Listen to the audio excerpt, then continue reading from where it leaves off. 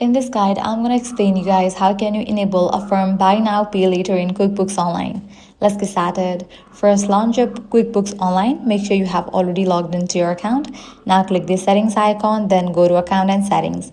Select the sales tab and scroll down to the invoice payments section. Click this section. Click the Buy Now Pay Later option to enable Affirm, and then click Save. Once enabled, Affirm will automatically appear as a payment option on your invoices. If you want to enable or disable Affirm from a specific invoice, open or create the invoice, click Manage, then go to the Payments option, toggle the Buy Now Pay Later option on or off depending on whether you want to offer Affirm for that particular invoice.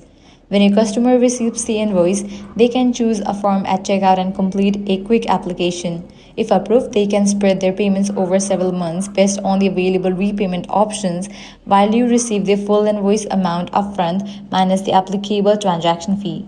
Once the payment is completed, QuickBooks automatically records and reconciles the transaction just like other online payments. You won't have to collect the installments yourself as Affirm manages the customer's repayment process.